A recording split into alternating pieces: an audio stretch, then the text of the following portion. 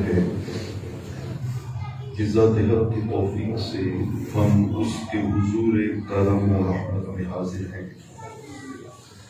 دعا ہے کہ وہ کریم ہمیشہ اپنے کرم کے خیرات نصیب فرمائے، اور وہ جو 100 لاکھ کو اشارہ کافی ہے، اس اشارہ مصطفیٰ صلی اللہ علیہ وآلہ وسلم کی خیرات نصیب فرمائے۔ آج اس موضوع کو اس پاک پروردگار کے لطف و کرم سے موضوع سخن بنانے کی سعادت نصیب ہو رہی ہے، وہ ہے وَالنَّجْمِ إِذَا هَوَىٰ۔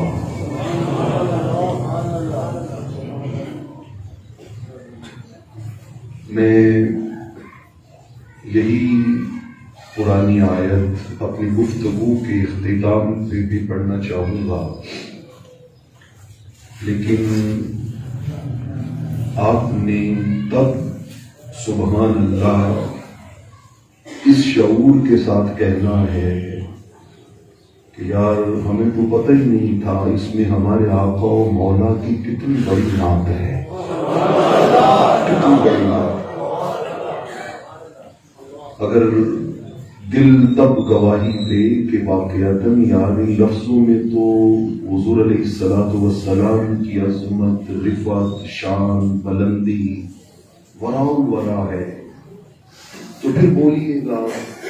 اور اگر تب بھی دل یہی کہے کہ جلدی سے نماز پڑھنی ہے، تو پھر آپ کا نصیب ہے، پھر اللہ رب العالمین آپ کو رحمت کونین علیہ الصلوۃ والسلام کی محبت و عشق کی خیرات نصیب فرمائے۔ دوستان عزیز، 19ویں صدی میں لکھنؤ کے ادبی ماحول میں ایک شاعر رہتا ہے جس کا نام ہے کرامت علی شہیدی۔ کرامت علی، اس کا تخلص ہے شہیدی، لیکن بعض اوقات انسان کچھ ایسے فیصلے کر گزرتا ہے جو مستقبل میں اس کا مقدر بن جاتے ہیں۔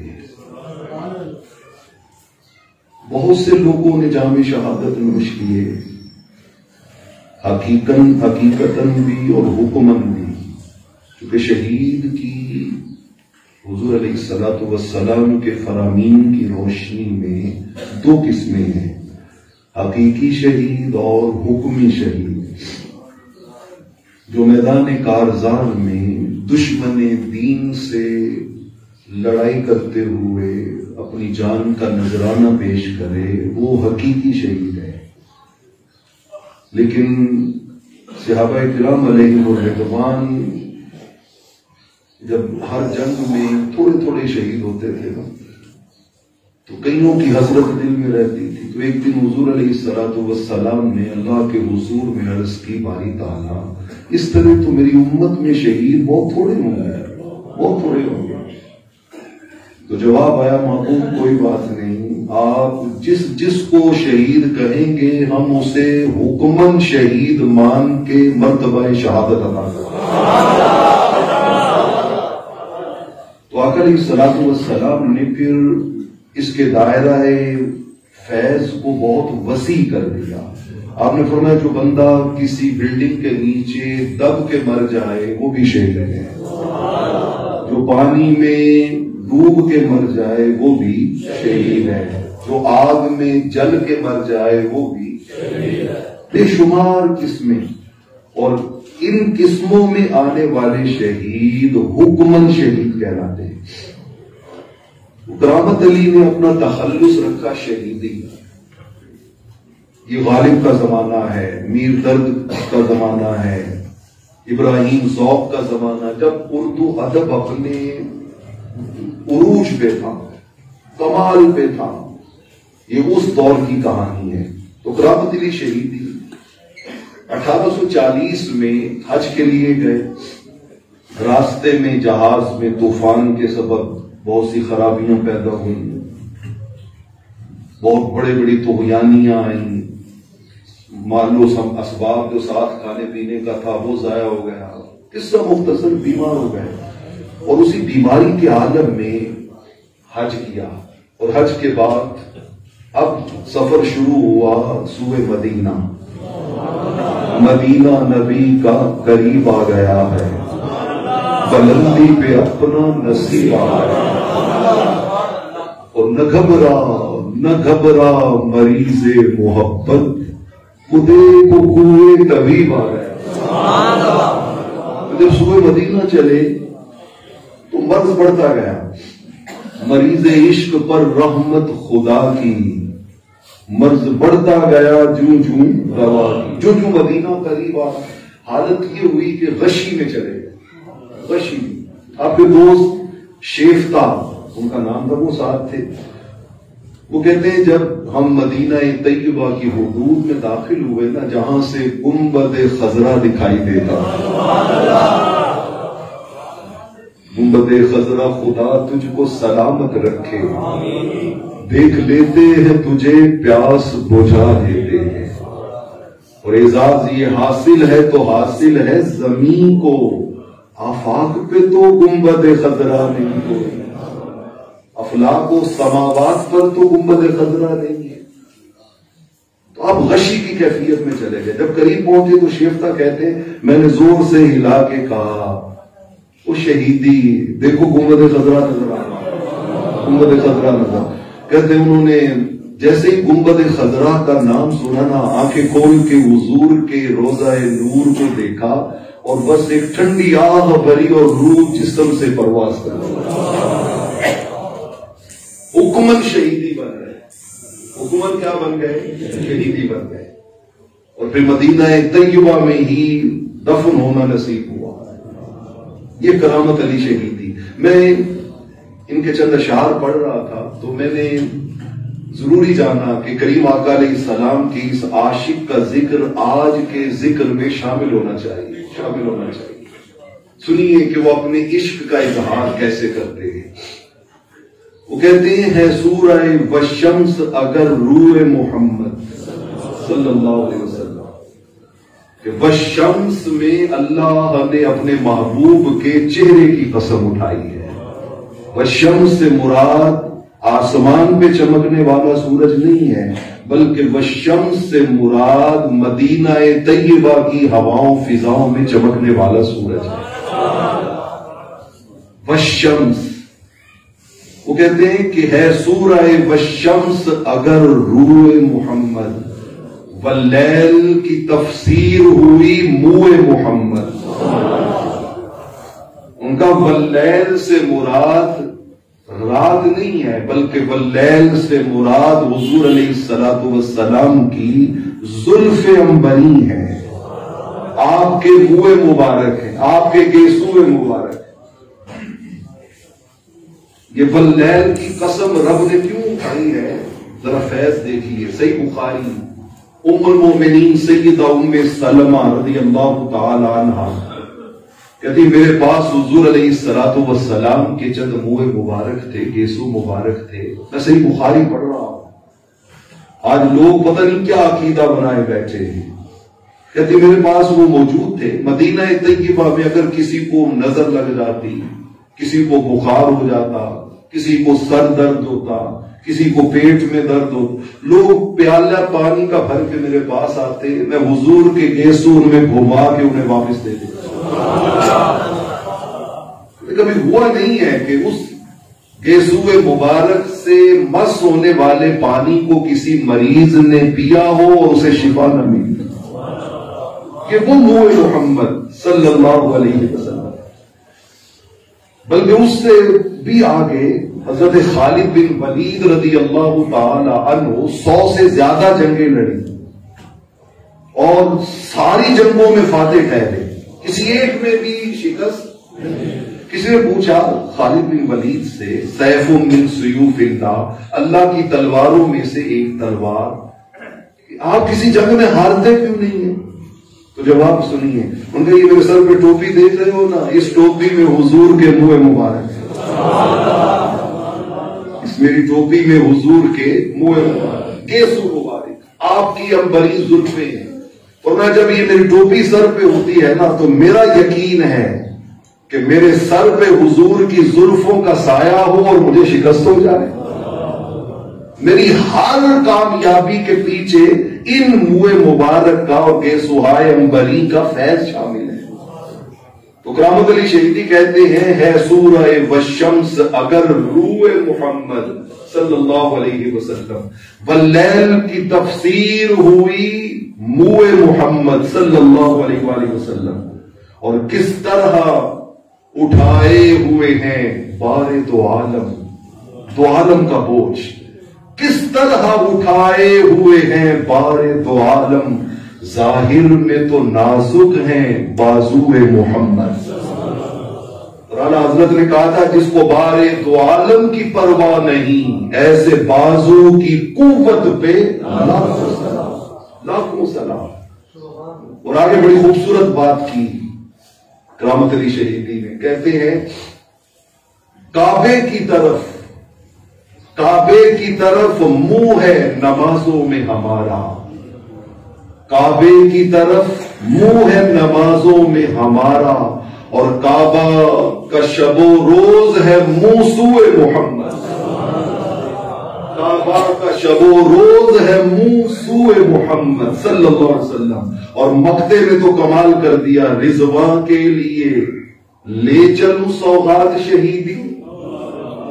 رضوان جنت کا مالک, رضوان جنت چیف کنٹرولر جنت کا, رضوان کے لیے لے چلوں سوغات شہیدی. اور کہ میرا دل کرتا ہے میں جب جنت میں جاؤں نا تو اس چیف کنٹرولر کے لیے زمین سے کوئی تحفہ لے کے جاؤں.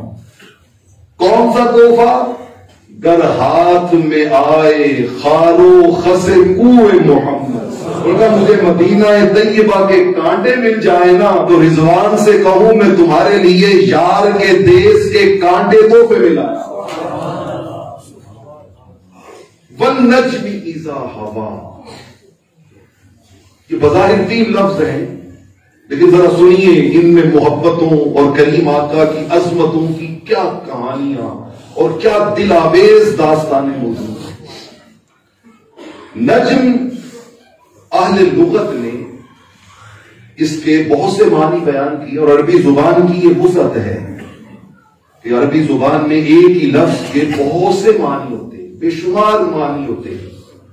اور جیسے انگلش میں پریپوزیشنز ہوتی ہیں ایسے عربی میں حروف جار ہوتے ہیں. فی, من, الا, علا, الحمدللہ, لمز لی, بسم اللہ شروع میں با, یہ عربک پریپوزیشنز ہیں. آپ 17 حروف ہیں, 17 پریپوزیشنز ہیں عربی کی.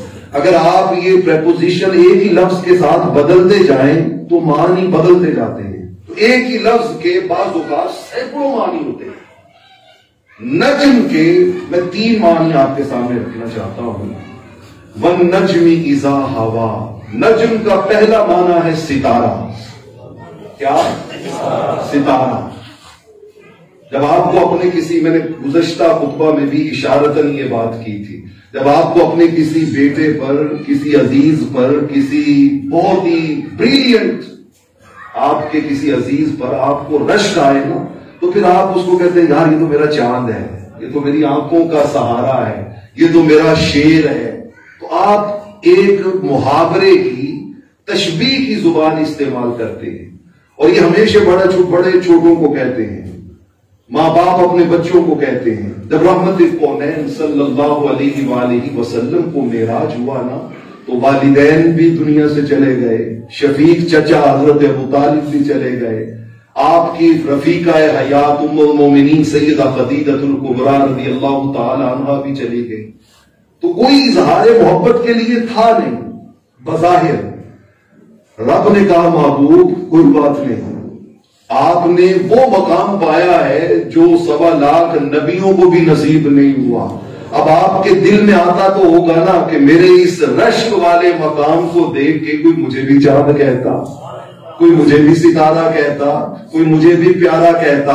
فرمایا محبوب اور کوئی نہیں تو ہم تو ہیں نا. ون نجم, ترجمہ اعلیٰ حضرت کا سنیے. انہوں نے کہا اس پیارے چمکتے ستارے محمد کی قسم,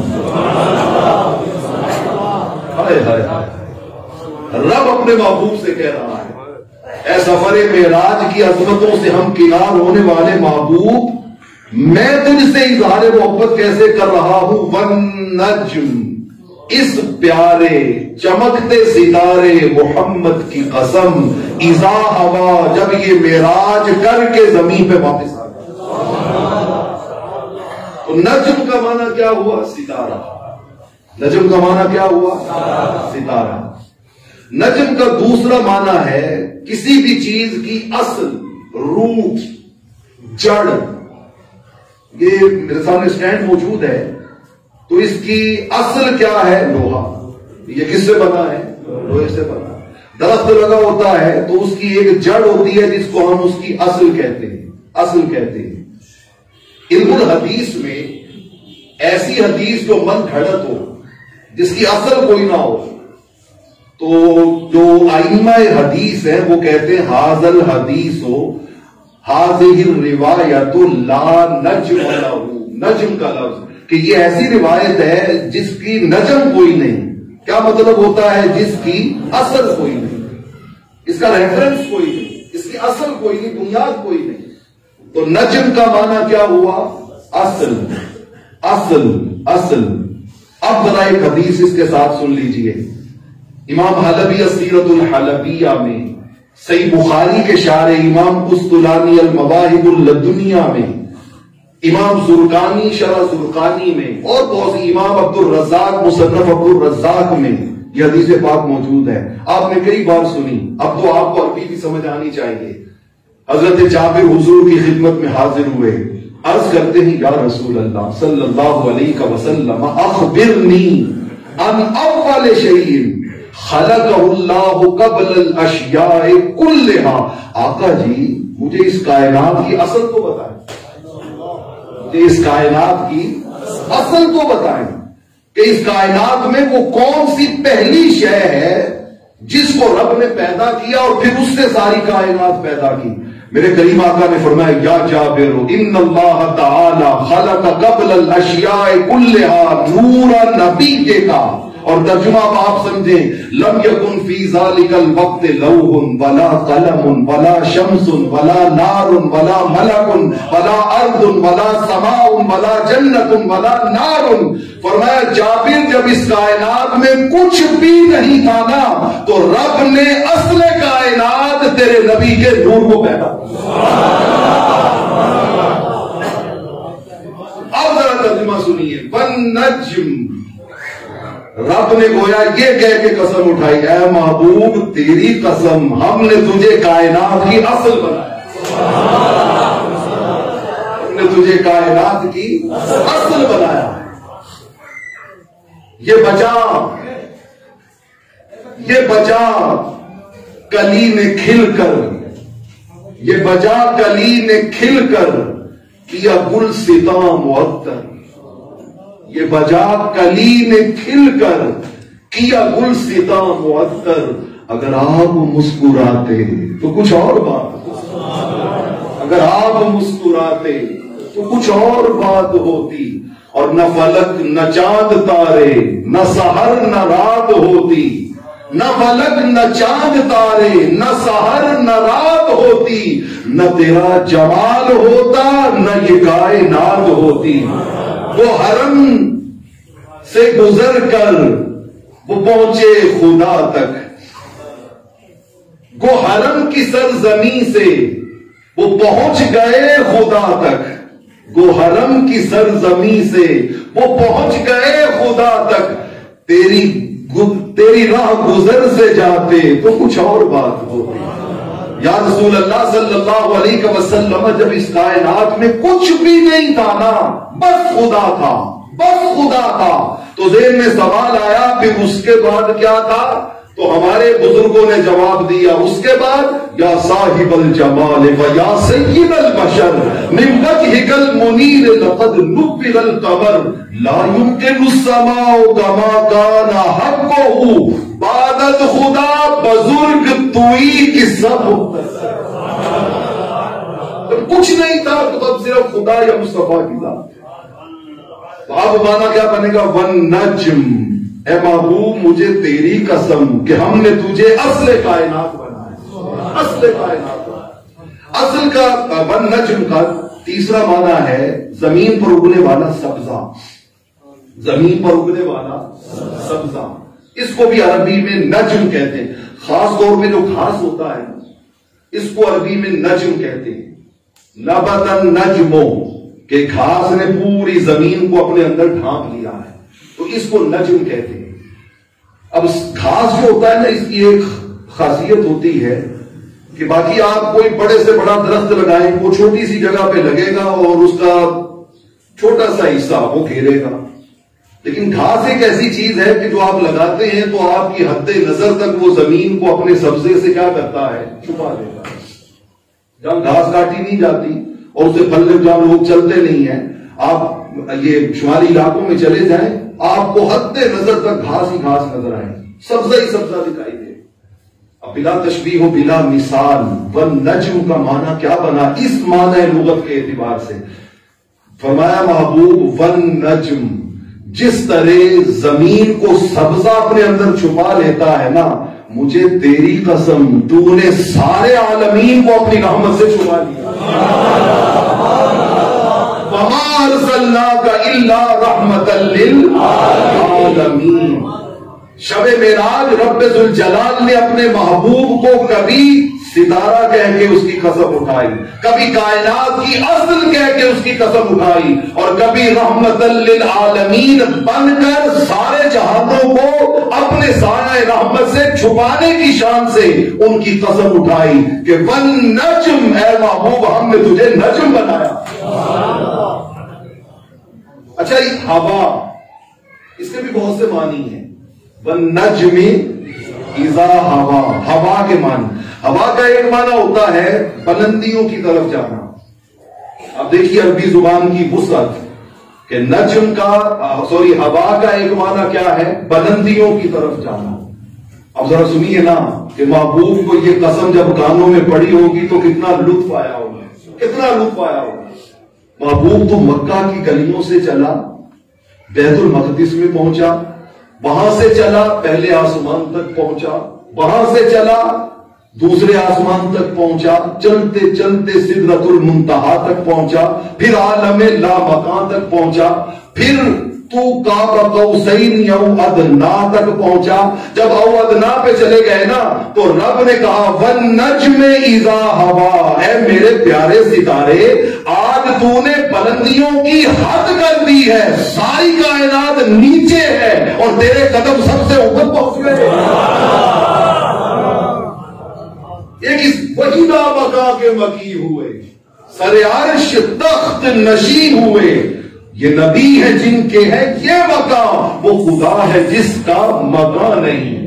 میں یہ جملہ علی وجہ البصیرت کہہ رہا ہوں، خدا کی عزت کی قسم، رب نے عرش اپنے لیے نہیں بنایا، عرش بھی رب نے اپنے مصطفیٰ کے لیے بنایا۔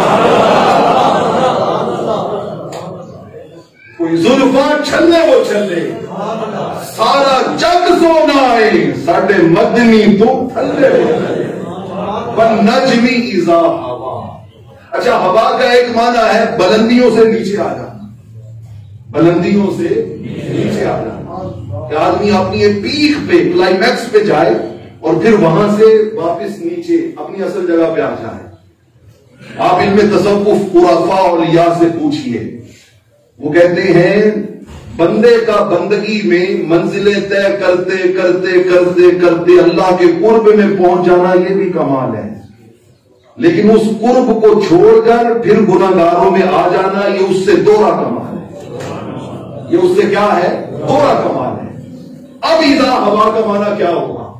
اذا ہوا تھا فرمایا ہے میرے پیارے ستارے مجھے تیری یہ ادا بڑی پسند آئی کہ تجھے میں نے او ادنا کی آغوش رحمت میں بٹھایا، مگر تو اپنی ذاتی لذتوں کو، اپنی ذاتی حلاوتوں کو، ذاتی قربتوں کو چھوڑ کر گناہگار امت کی خاطر واپس مدینہ میں مکہ میں چلا گیا۔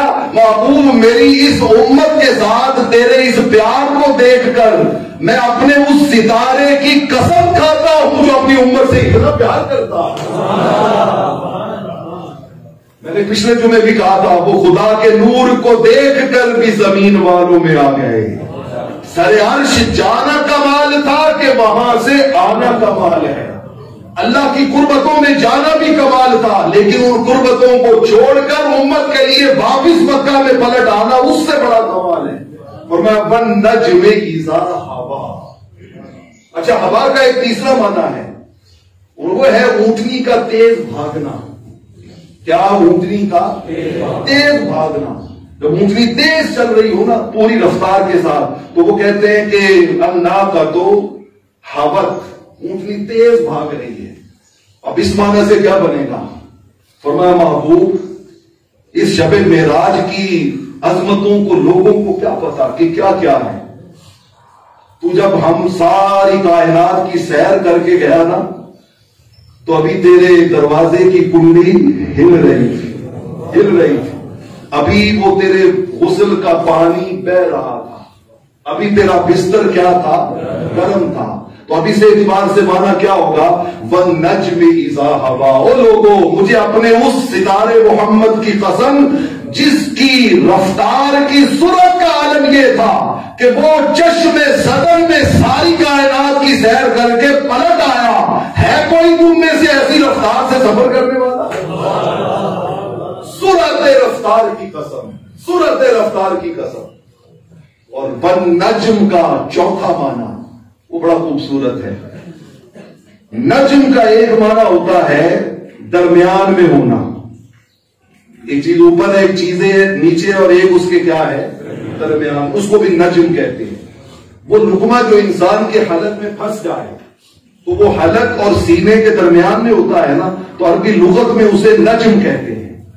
نجم کہتے ہیں درمیان میں ہونا. یا معنی ذہن میں رکھیے گا. اب ذرا آئیے ایک اور بات کی طرف. ہم عربی میں زیر زبر پیش جزم سکون جب یہ پڑھتے ہیں تو اس میں ایک اصطلاح آتی ہے حرف مشدد، شد والا حرف. کہ کسی حرف پر کیا ہوتی ہے؟ جیسے اللہ، لام پر کیا ہے؟ شد ہے. محمد، میم پر کیا ہے؟ شد ہے. صلی اللہ علیہ وسلم. اچھا میں ایک عام سی مثال جو آسانی سے سمجھ میں آئے وہ دیتا ہوں. لفظ معلم، لفظ کیا ہے؟ معلم. کس پر شد ہے؟ لام پر. شد والے حرف کی یہ خاصیت ہوتی ہے کہ اس کا تعلق پہلے والے سے بھی ہوتا ہے بعد والے سے بھی ہوتا ہے. آپ عین کو الگ نہیں پڑھ سکتے. آپ معلم میں عین کو کیا پڑھتے ہیں؟ ال. عین کس کے ساتھ جڑا ہوتا ہے؟ اس شد والے حرف لام کے ساتھ. اچھا تو آخر میں میم میں آپ اس کو الگ نہیں پڑھ سکتے. آپ کیا پڑھتے ہیں؟ معلم. تو یہ میم کس سے جڑا ہوا ہے؟ لام شد والا حرف ہے، یہ عین سے بھی جڑا ہوا ہے اور یہ حرف مشدد کی خاصیت ہوتی ہے. ایک اور مثال لیں. ہم اس دنیا میں رہتے ہیں، یہ عالم دنیا ہے. اچھا قیامت ہوگی تو وہ عالم آخرت ہوگا. وہ کیا ہوگا؟ عالم آخرت ہوگا. ان دونوں کے بیچ میں اللہ نے ایک شارٹ پیریڈ کا وقت رکھا ہے جو ہم قبر میں جا کے دفن کراتے ہیں یا کوئی جلا دیتا ہے یا کوئی ڈوب جاتا ہے. تو موت سے لے کے قیامت تک کا جو جہان ہے اس کو عالم برزخ کہتے ہیں. اس کو کیا کہتے ہیں؟ عالم برزخ. برزخ کا کیا مطلب ہوتا ہے کہ وہ عالم دنیا سے بھی جڑا ہوا ہے اور ادھر دوسری طرف وہ عالم آخرت سے بھی جڑا ہوا ہے. تو یہ دونوں مثالیں آپ سمجھ گئے نا. اب سنیے. ہوا کا معنی میں نے آپ کو بتایا درمیان میں ہونا، درمیان میں ہونا. اللہ رب العالمین نے فرمایا وَالنَّجْمِ إِذَا هَوَا. وَالنَّجْمِ إِذَا هَوَا. محبوب جب تو نبیوں کو بیت المقدس میں چھوڑ کر، ملائکہ کو سدرۃ المنتہا پہ چھوڑ کر، سید الملائکہ کو سدرۃ المنتہا پہ چھوڑ کر، کل عالم بشریت کو نیچے چھوڑ کر، کل عالم نورانیت کو نیچے چھوڑ کر، ساری مخلوق کو نیچے چھوڑ کر میرے پاس آیا نا تو اب میں تھا خالق، نیچے تھی مخلوق، درمیان میں تھا میرا محمد صلی اللہ علیہ وسلم. میں نے لوگوں کو بتایا، او لوگوں تم میں سے آج تک نہ کسی نے مجھے دیکھا، نہ کسی نے مجھے سنا، نہ میں کسی کے دھیان اور گیان میں آؤں، مگر پھر بھی مجھے خدا مانتے ہو نا، تو سنو یہ معرفت نور کی تمہیں کسی اور سبب سے نہیں ملی، خالق و مخلوق کے درمیان جو محمد ہے یہ سب اس کا فیض ہے۔ خدا کو مالک یوم الحساب کہتے ہیں، اگر کسی نے خدا کو دیکھا ہے تو کیوں کہتے ہو مالک یوم الحساب؟ مگر بقول رسالت آپ کہتے ہیں، مگر بقول رسالت جسے انہوں نے کہا ہے کلام ربانی، اسی کو ہم بھی خدا کی کتاب کہتے ہیں۔ فرشتے جنت و دوزخ ہر ایک ہے موجود۔ آپ سے میں پوچھوں فرشتوں کو مانتے ہو؟ آپ کہیں گے مانتے ہیں۔ میں کہوں گا دیکھا ہے؟ کہیں گے نہیں دیکھا۔ جنت و دوزخ کو مانتے ہو؟ کہیں گے مانتے ہیں۔ پوچھوں دیکھا ہے؟ کہیں گے نہیں دیکھا۔ بابا جب دیکھا نہیں تو اس ان سین چیز کو مانتا کیوں کرو؟ فرشتے جنت و دوزخ ہر ایک ہے موجود۔ اور اگلے جملے پہ تو سینے میں ٹھنڈ پڑنی چاہیے نا، فرشتے جنت و دوزخ ہر ایک ہے موجود۔ اور دلیل کیا ہے کہ بس ہاں جناب کہتے ہیں۔ دلیل کیا ہے کہ بس ہاں جناب کہتے ہیں۔ حضور نے کہہ دیا یہ ہے تو ہم نے بھی کہا ہے۔ اس سے بڑی مثال دیتا ہوں، آپ قرآن مجید کی وہ آیت اکثر سنتے ہیں، لو انزلنا ھذا القرآن علی جبل لرأیتہ خاشعا متصدعا من خشیۃ اللہ۔ تو میں لوگوں میرے کلام قرآن کی ہیبت جلال یہ ہے کہ اگر میں یہ پہاڑوں پہ اتارتا تو پہاڑ پھٹ کے ریزہ ریزہ ہو جاتا۔ کلام الہی کی ہیبت کو برداشت نہ کر سکتے۔ دوستان عزیز، اتنی ہیبت، اتنا جلال، اے مولا تو کہتا ہے کہ میرے کلام کی ہیبت و جلال پہاڑ بھی ریزہ ریزہ ہو جاتے، اور میں دیکھتا ہوں کہ میرا 4 سال کا بیٹا بھی قرآن پڑھ لیتا، اس کے سینے میں بھی قرآن محفوظ ہو جاتا ہے۔ یہ کیا بات ہوئی؟ یہ ریزہ ریزہ سے بات کوئی میچ نہیں کرتی۔ رب ذوالجلال نے فرمایا تم نے ادھورا قرآن پڑھا ہے نا، ذرا پورا پڑھ۔ میرے کلام کا جلال تو یہی تھا کہ پہاڑ بھی ریزہ ریزہ ہو کے سرما بن جاتے، مگر تیرے 4 سال کے بچوں کے زبانوں اور دلوں میں قرآن اس لیے سما گیا فَإِنَّهُ نَزَّلَهُ عَلَىٰ قَلْبِكَ بِإِذْنِ اللَّهِ۔ تیرے بچے کے دل سے قرآن کا تعلق نہیں ہے، قرآن کا تعلق ہے قلب مصطفیٰ سے، اور تیرے بچے کا تعلق ہے ذات مصطفیٰ سے۔ جس ہیبت کو پہاڑ برداشت نہ کرے، وسیلہ مصطفیٰ پکڑ لو، 4 سال کا بچہ بھی برداشت کرتا ہے۔ یہ ہے بالنجم اذا ہوا۔ اب میں یہاں پر کرامت علی شہیدی کا وہ شعر پڑھنا چاہوں گا اور اسی پہ بات سمیٹنا چاہوں گا۔ بچپن سے اب تک ہم یہی سمجھتے تھے اعلیٰ حضرت کا شعر ہے، اور بڑے بڑے خطباء یہی کہتے تھے اعلیٰ حضرت کا شعر ہے، لیکن جب میں نے ریسرچ کی تو پتہ چلا نہیں، یہ اسی کرامت علی کا شعر ہے جس نے گنبد خضرا کو تک کر حضور کی محبت میں جان قربان کر دی۔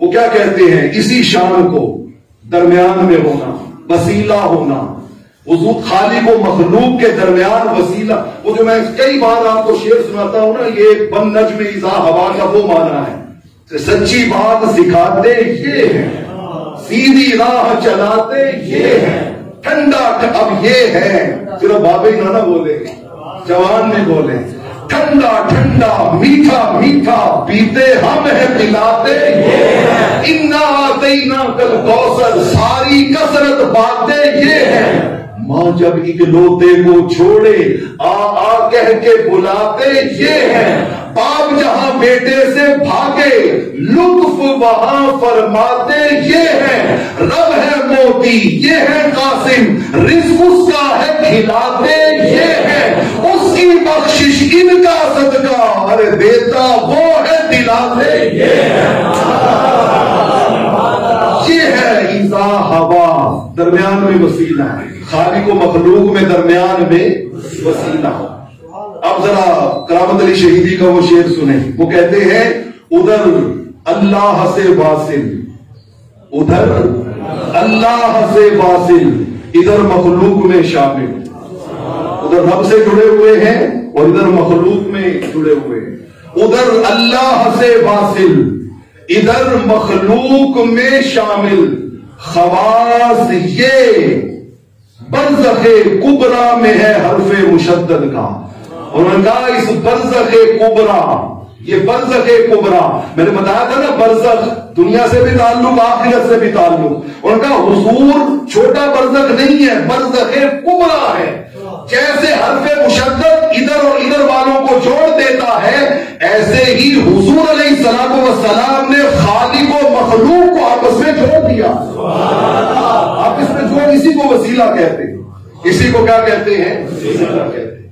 تو دوستان عزیز یہ ہے والنجم اذا ہوا، اصل کائنات مصطفیٰ، والنجم اذا ہوا، رحمت کا سبزہ ذات پاک مصطفیٰ، والنجم اذا ہوا، رب کی محبتوں کا مرکز و محور، اس کا ستارہ چمکتا ہوا ذات مصطفیٰ۔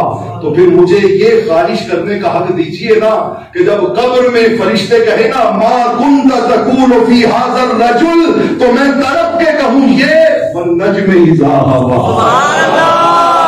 والنجم اذا ہوا، یہ وہی ستارہ ہے جو بیت المقدس میں چمکا تھا، یہ وہی ستارہ ہے جو ساتوں آسمانوں میں چمکا تھا، یہ وہی ستارہ ہے جو سدرۃ المنتہا پہ چمکا تھا، یہ وہی ستارہ ہے جو قاب قوسین او ادنیٰ پہ چمکا ہے۔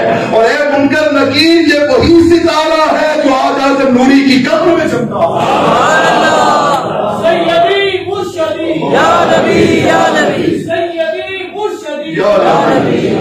دوستوں میں نے کہا تھا کہ میں آخر میں صرف ایک بار یہی لفظ پھر پڑھوں گا، اور آپ کا من اجازت دے تو پھر حضور کی ان عظمتوں پہ اپنی محبتوں کی گواہی دینا۔ والنجم اذا ہوا، اللہ آپ کو اس کی خیرات عطا کرے۔ واقعی